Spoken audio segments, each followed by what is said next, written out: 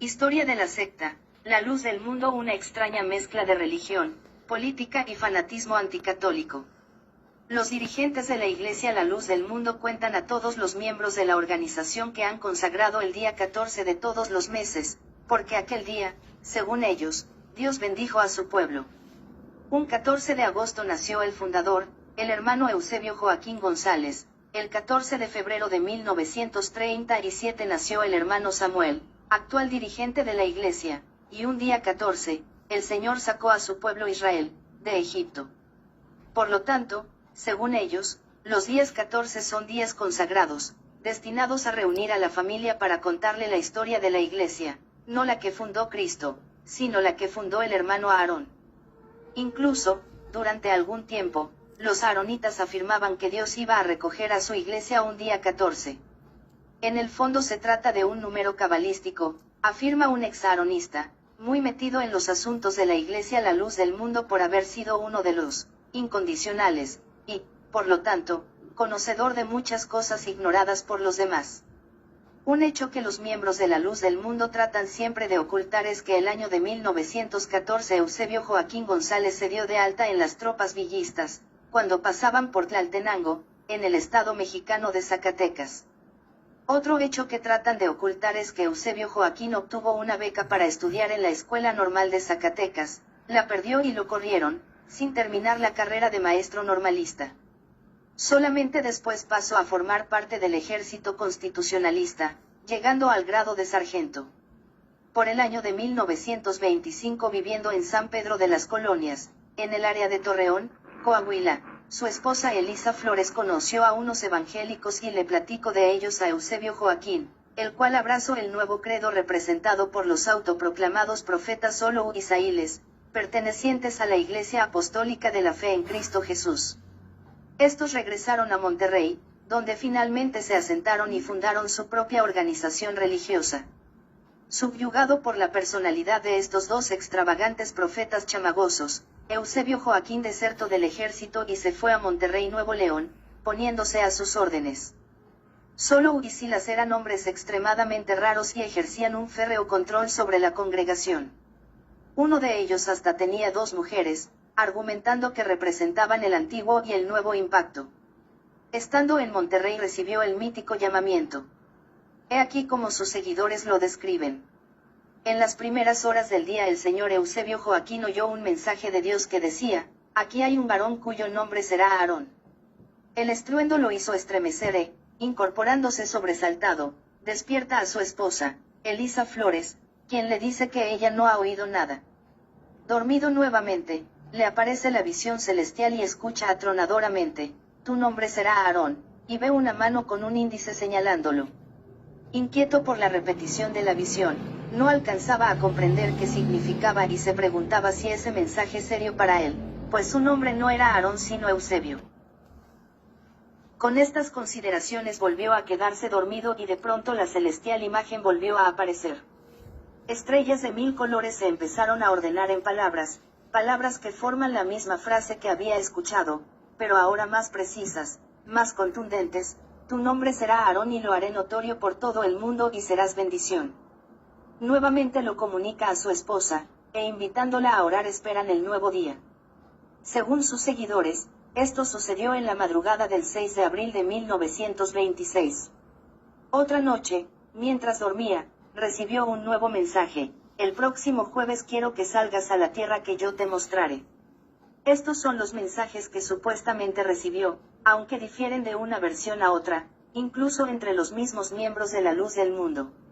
Así pues, un jueves inició la caminata de Monterrey a Guadalajara, pasando por Cadereyta, Tampico y la Sierra Madre Oriental para llegar un 12 de diciembre de 1926 a Guadalajara, fecha celebrada por los miembros de la Luz del Mundo.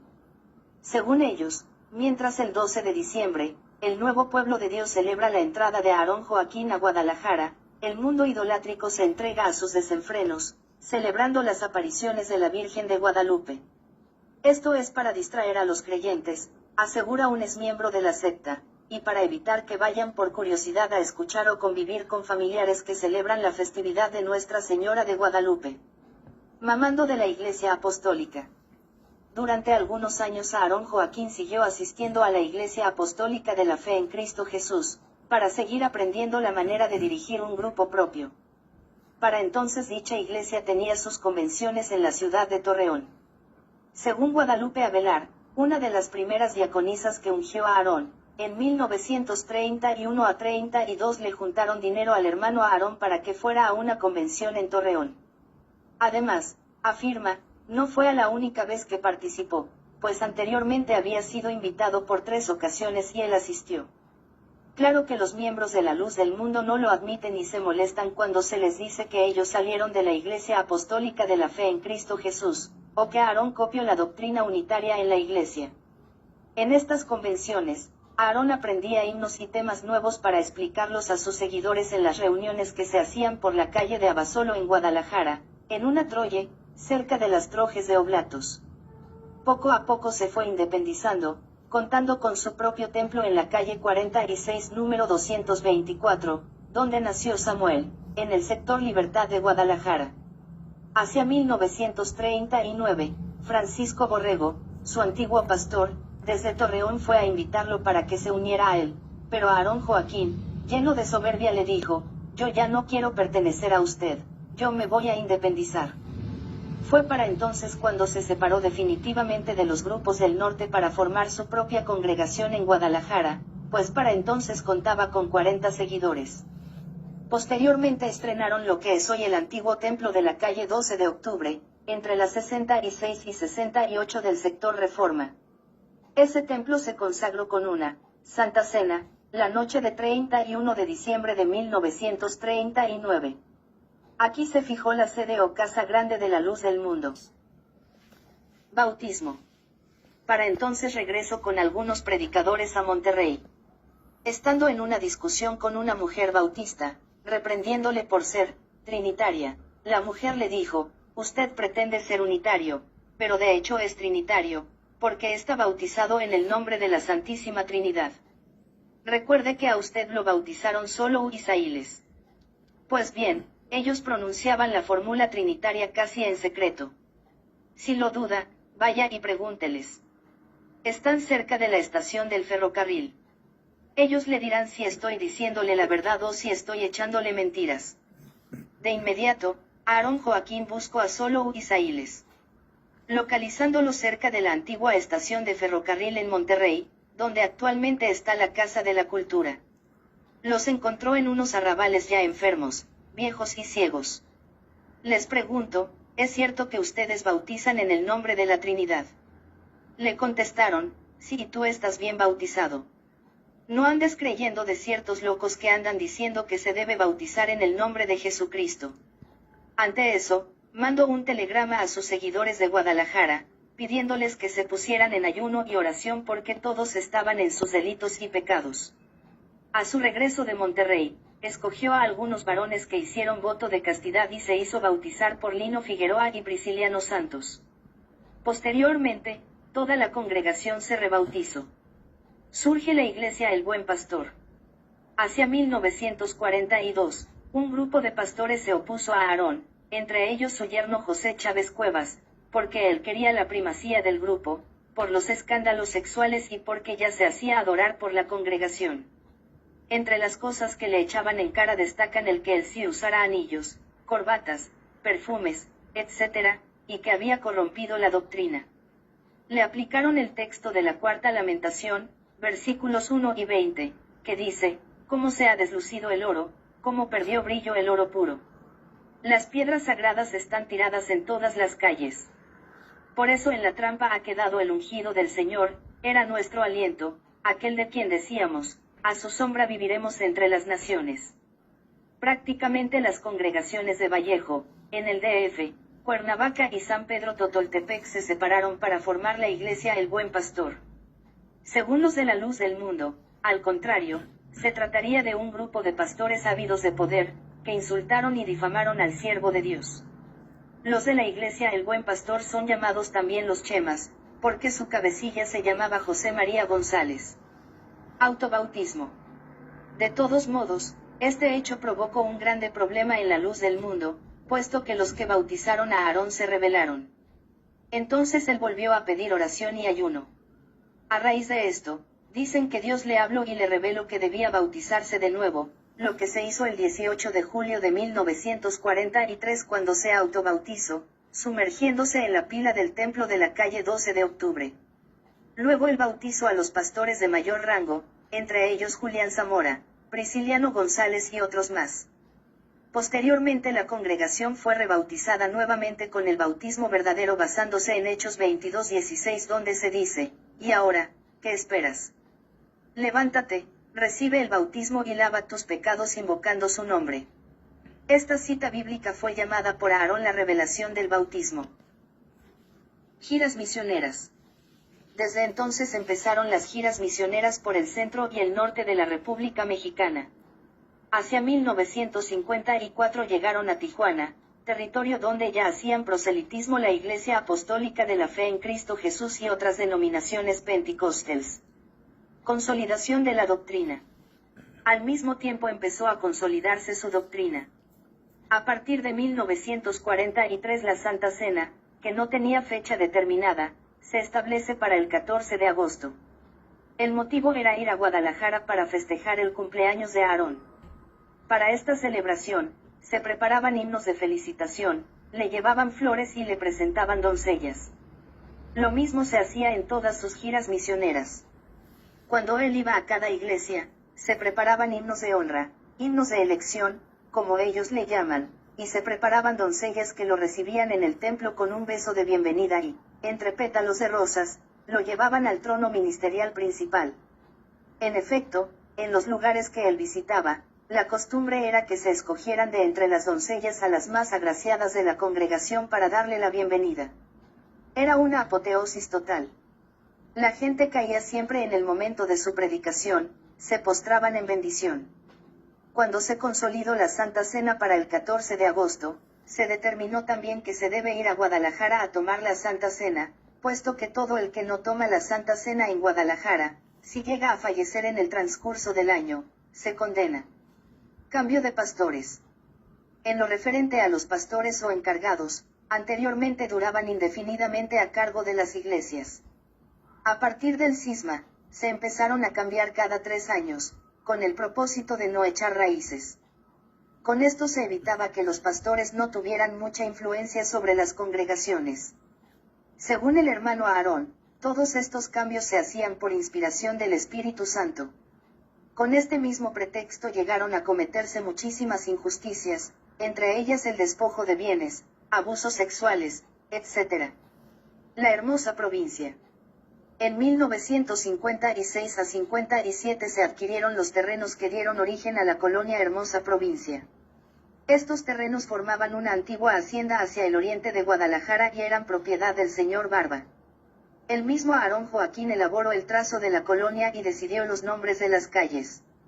Una vez que se separaron los opositores, Aarón editó una libreta de estudios, que contiene sus principales enseñanzas y que circuló entre un número muy reducido de pastores. Liturgia de la luz del mundo. Toda la liturgia gira alrededor del siervo de Dios. Para ello se preparan con una media hora de consagración y otra de explicación. Es la llamada oración de reconciliación, a la que sigue un himno o un salmo. Posteriormente empiezan a orar por el apóstol del Señor y su familia. Cuando vivía Aarón se pedía por él y su esposa.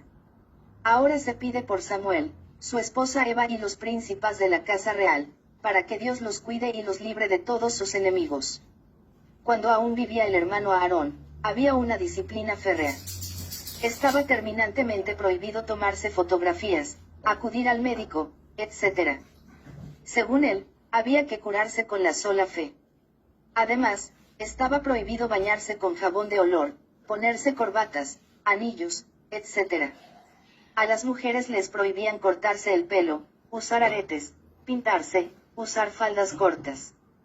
Fue hasta 1943 cuando empezó a darse cierta libertad para tomarse fotografías y acudir al médico. A propósito de las faldas, un exaronita afirma que en cierta ocasión escuchó decir a Samuel lo siguiente: mi padre dijo que la falda tenía que llegar hasta tantos dedos arriba del tobillo, pero ahora yo digo que tiene que llegar hasta el tobillo. Mi orden y mi deseo es que las hermanas porten la falda hasta el tobillo. Muerte de Aarón Joaquín. Cuando el hermano Aarón visitó Los Ángeles, California, hizo el intento de ir a El Salvador y a otros países de Centroamérica para extender su congregación, pero no lo logró. La causa. Falleció el 9 de junio de 1964. Aunque algunas personas dicen que su muerte fue por una enfermedad muy grave, gradual, lo cierto es que su muerte fue repentina. Según comentarios que Samuel hizo a sus incondicionales, en ese momento sintió el peso de la responsabilidad, el peso del liderazgo. El martes 9 de junio de 1964, el fundador de la secta La Luz del Mundo, Aarón Joaquín González, fue balaceado por un marido que se vengó porque el hermano Aarón había abusado de su esposa. En el hospital donde fue llevado, pedía a gritos un sacerdote católico, pero sus familiares no quisieron llamar a ninguno. Los doctores lograron llamarle al padre José González Romo, y pidieron que a escondidas de los familiares fuera a confesar, y de hecho confesó a Aarón Joaquín Flores antes de que éste muriera. En torno a la muerte del hermano Aarón existen muy distintas versiones. La más creíble es que fue balaceado en la carretera Guadalajara a Colotlán, Jalisco, por un marido que se vengó porque el hermano Aarón había abusado de su esposa. Cuando llevaron el cuerpo de Eusebio Joaquín González al templo, Samuel le pidió a Julián Zamora y a Francisco Méndez que lo presentaran en la congregación. Algo que ignoran los miembros de La Luz del Mundo es que antes de que Samuel fuera presentado en el templo, fue llamado un notario público para que diera fe de que el cuerpo ministerial de La Luz del Mundo reconocía a Samuel Joaquín como su director general. Así que después de firmar ante el notario, fueron al templo y lo presentan Julián Zamora y Francisco Méndez. Ana Joaquín, hermana de Samuel, delante de la congregación sacó de entre sus ropas el anillo de su padre, diciendo: «La lámpara de Israel no se ha apagado. Está encendida», alumbrando mientras ponía el anillo en la mano de Samuel. Naturalmente todo esto creó un gran malestar entre los pastores más antiguos, que difícilmente lograban reconocerle los atributos, derechos y autoridad de su padre Eusebio Joaquín González. Oficialmente Aarón nunca designó a su hijo Samuel como su sucesor. Sin embargo, Aarón sí mencionó en algún momento los nombres de algunos pastores de renombre en la congregación, pastores profetas como se les llamaba, entre ellos a Francisco Méndez Chávez y a Julián Zamora Magallanes, ya fallecido. Ante la posibilidad de que Francisco Méndez se encumbrara como posible sucesor, empezaron a correr el rumor de que el siervo de Dios había tenido un sueño donde veía a Méndez con cara de hiena, de lobo, y que esto lo había hecho cambiar de parecer. Este rumor todavía se utiliza en la congregación para explicar por qué precisamente el hijo menor de Aarón quedó como sucesor, si ni siquiera era diácono. Luchas por la sucesión. Esto motivó que hubiera días enteros de luchas internas por la sucesión. De hecho, hubo extensos estudios bíblicos para reconocer a Samuel como sucesor, aunque a Samuel le repugna la palabra sucesión. En efecto, en una ocasión que se abordó este tema, Samuel estalló en cólera, afirmando: «En la Iglesia de Dios no hay sucesión, ni valen los votos de los hombres. Lo que vale es la elección de Dios». Enfrentamiento con Francisco Méndez Chávez. Después del problema de la sucesión, hubo un enfrentamiento entre Francisco Méndez Chávez y el hermano Samuel, quien lo corrió en la iglesia de Mexicali. Posteriormente lo volvió a aceptar en la congregación y finalmente hace unos 8 años, lo expulsó definitivamente. La causa. Cuando estaba a cargo de la congregación de la calle 12 de octubre, se le ocurrió decir en alguna ocasión que el hermano Samuel no era apóstol, podría ser obispo, pero no apóstol como lo fue su padre. A raíz de esto, el hermano Samuel mandó a 2 obispos para que lo retiraran del cargo. Desde entonces Méndez se separó definitivamente. Francisco Méndez fundó su propia secta. Al salirse de La Luz del Mundo, fundó una pequeña congregación en Los Ángeles y otra cerca de Apatzingán, en Michoacán, México. Él sigue considerándose aaronita, pero no samuelista. Sigue creyendo todavía que él fue ungido y tiene el grado de profeta. Según él, nadie se lo puede quitar porque se lo dio el hermano Aarón. División y abusos sexuales. Por ese motivo surgió la división de lo que ellos llaman la división de los falsos, o las chemas. Esta división fue algo catastrófico, porque dividió familias completas, unos contra otros, como se puede verificar en algunos medios informativos. Entre ellos, el periódico, El Occidental, de noviembre y de diciembre de 1942. Durante estos meses, El Occidental informó a la opinión pública cómo familias enteras eran perseguidas. Eran los cortados, porque se les cortaba la comunión. En efecto, nadie podía hablarles, bajo la amenaza de que el que les hablara, quedaba excomulgado. Desde entonces se empezó a conocer los abusos sexuales cometidos por el hermano Aarón. Entre las víctimas de los abusos sexuales podemos mencionar a Guadalupe Avelar. Cuando Elisa Flores, la esposa de Aarón, supo que Guadalupe estaba embarazada, trató de presionarla para que abortara, pero ella se negó. Ante eso, decidieron correrla. Así, Guadalupe Avelar fue a parar hasta Tapachula, Chiapas. En esta ciudad dio a luz a un hijo de Aarón Joaquín, llamado Abel Joaquín Avelar. Abel Joaquín Avelar. Hijo natural de Aarón Joaquín. He aquí lo que narra un exmiembro de la Luz del Mundo, que denunció los abusos de esta secta en 1997. Nosotros hicimos un ayuno de 5 días ante la secretaria de Gobernación en diciembre de 1997 y hasta allá fue Abel Joaquín a felicitarnos. Cuando yo lo vi, créanme, sin más ni más lo reconocí. Tenía la misma cara de Aarón Joaquín. Fue a felicitarnos, nos regaló una chamarra y nos dijo, los felicito por lo que están haciendo. Yo le dije, usted es Abel. Efectivamente, me contestó. Sí, usted es igualito a su padre. Vengo a felicitarlos, a decirles que están haciendo lo correcto. Y nos presentó a Ana Rodríguez, su esposa, quien también se separó de la Luz del Mundo con toda su familia. Aarón mandó recoger a su hijo.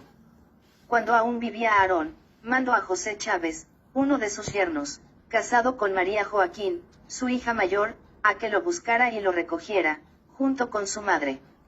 Obviamente no le decía papá, sino tío. Esa fue la consigna, que cuando él llegara allí, tenía que decirle tío y no papá, para disimular ante la congregación. Guadalupe Avelar pidió perdón a la congregación como si el embarazo hubiera sido con otro hombre. Posteriormente Abel se casó y su papá le regaló una recámara, lo que provocó la envidia de sus medios hermanos, hijos de Elisa, entre ellos Samuel. Lo más curioso de todo es que lo incorporaron como pastor de la Luz del Mundo. Abel Joaquín perseguido por Samuel. Cuando murió su padre, alguien le dijo lo siguiente, te van a matar. Huye. Piensan mandarte de encargado a Nayarit. Huye, porque te van a venadear, te van a matar, para que no le hagas sombra a Samuel. Él huyó efectivamente de la colonia Hermosa Provincia, corriendo entre los milpales hasta la colonia Yáñez de la ciudad de Guadalajara, separándose definitivamente de la Luz del Mundo en 1965. Una nueva iglesia. Al despedirse, Abel Joaquín entregó un folleto donde informaba que cuenta ya con una iglesia, de la cual fue apóstol y siervo de Dios. Está ubicada en la Ciudad de México, registrada con el número 015 de las asociaciones religiosas, con dirección en la colonia Granjas Valle sección a calle Riva Palacio número 15. Con el nombre de Iglesia de Jesucristo. Según nos comentó, le ha ido muy bien. Afirma, yo no he estado en la rapiña, como hacen los de la Luz del Mundo, yo he formado mi propia congregación honestamente. Otra hija natural de Aarón Joaquín. Es muy importante hacer notar que el hermano Aarón tuvo también una hija con Ramona Olivares, de nombre Marta Joaquín, casada con un obispo de la Luz del Mundo llamado Guadalupe Hernández. ¿Qué pasó con los demás hijos de Aarón? Uno de ellos, Pablo, falleció a la edad de 12 años en la colonia 12 de octubre. El otro, Santiago, ha sido siempre un borracho y mujeriego, con amantes por toda la ciudad. Siendo estéril su esposa, Julia Córdoba, Santiago se dedicó a embarazar mujeres por todos lados y lo que hacía era quitarles a los niños para llevárselos a su mujer para que los criara, ante la complacencia de la madre de Samuel, Elisa Flores. Entre ellos están Santiago Joaquín Córdoba, Ariel Joaquín Córdoba y Ciurabe Joaquín Córdoba, mujer. Séquito Real. De Mujeres Incondicionales, de Samuel Joaquín Flores. Por otra parte, las más agraciadas de las mujeres del grupo de incondicionales, son las que forman el séquito real en la casa de Samuel, en el palacio real. Muchas de ellas se han encumbrado en la estructura ministerial mucho más que los obispos. A estas mujeres, la prensa elegantemente les ha llamado Vestels, pero más que nada son mujeres muy agraciadas físicamente, que detentan el poder administrativo y el control de los diezmos y ofrendas. Las Barbies o muñequitas del hermano. Tenemos el caso de Magdalena Padilla Iñiguez y Magdalena Bravo Aramburu, alias Nena Jerem, consideradas como los brazos fuertes de Samuel. De hecho, Magdalena Bravo era chofer de Samuel. Por su parte, Magdalena Padilla Iñiguez, que fue regalada por su propia madre a Samuel cuando contaba con escasos 13 años de edad, llevaba el control de los incondicionales. Entre las mujeres de la hermosa provincia se encuentran, además, Magdalena Bravo Aramburu, alias Nena Jerem, Teresita del Niño Jesús, Jadia Velar, María de los Ángeles Ochoa Castro, Rosy, Sonia Campos, Sandra Manjares, Patti Manjares, Saraí Cervantes, Aceico Quintero, etc.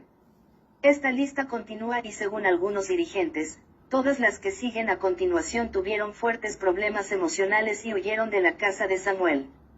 Ellas son, Eunice Olivares, Miriam Manjares, Ana Medina, Silvia Martínez, Leticia Topete, Elisa Martínez, Osuelia Hernández Huerta y Marta García. Conviene aclarar que la mayoría de los que han salido de la luz del mundo, salen sin querer saber nada de religión, piensan que la religión es puro negocio y que a donde quiera que vayan, encontrarán dirigentes que quieran abusar de ellas. Ministerio de Finanzas. En la Casa Grande hay un buzón a un costado de la puerta, donde se sube a depositar los sobres de los diezmos. Posteriormente Samuel, para evitar el enriquecimiento de los pastores, que cada vez que iban a Guadalajara, después de besarle, le entregaban en las manos los diezmos, estructuró un sistema de finanzas. Ahora, en cada congregación se nombra una comisión de finanzas. Esta comisión cuenta con una caja con 3 chapas y 3 llaves que guardan algunos miembros de la organización. Se abre los domingos después de la escuela dominical. Se cuentan las ofrendas y diezmos y se envía a Guadalajara la parte que les corresponde y se le da al pastor lo que le toque para su manutención. Es lo que se acostumbra a hacer. Anteriormente no se hacía así, sino que cada quien entregaba a Samuel lo que quería.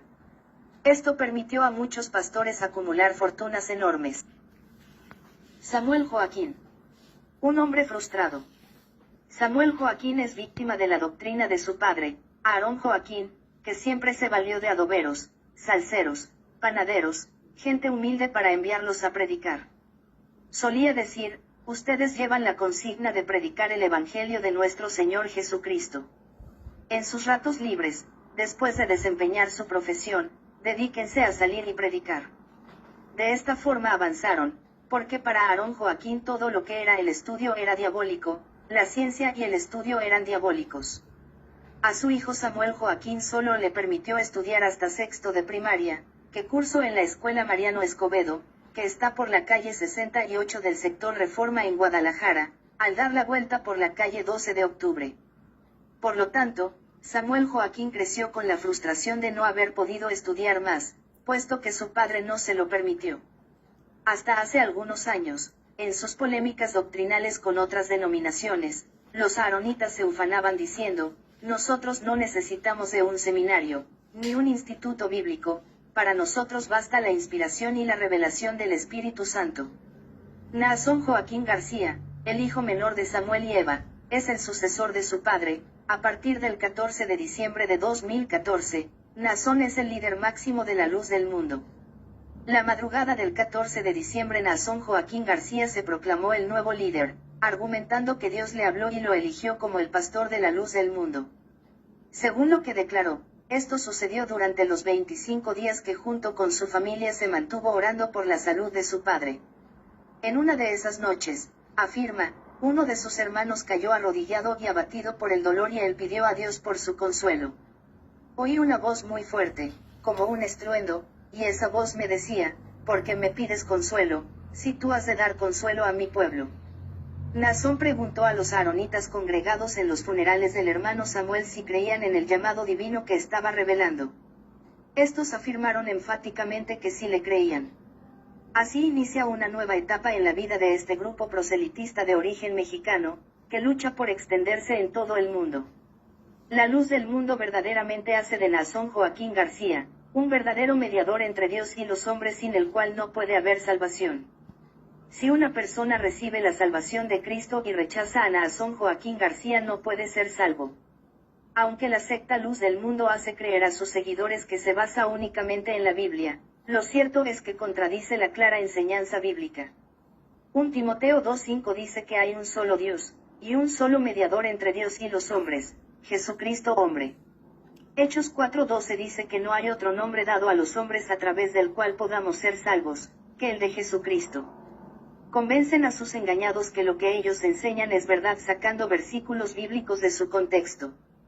Por ejemplo, a pesar de que en la Biblia la tarea del apóstol era ser comisionado para predicar a Jesús, pero de ninguna manera los méritos del apóstol tenían parte en la salvación de los hombres, ellos encuentran pasajes para justificar su enseñanza antibíblica como los siguientes.